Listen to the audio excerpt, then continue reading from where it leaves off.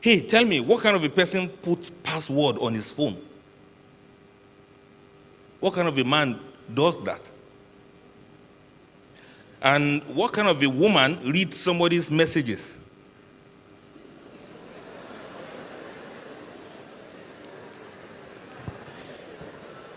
Do you trust one another? I'm just wondering. You've not married somebody, he's already slapping you.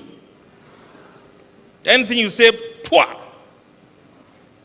And then when he does that, they say, oh, sister, sorry, what happened to you? She will say, I fell in the bathroom.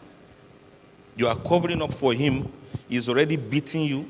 He's already going violent. And you still say you love him. You can see some of these red flags. Don't fall into it. You are speaking to somebody and the person is hanging the phone up on you. You've not even married yet. He's hanging off. He's walking away because he's angry. He's refusing to pick your calls for 3 days because he's angry. Watch it, sister. That's a very serious red flag there. A whisper of peace moving through the land.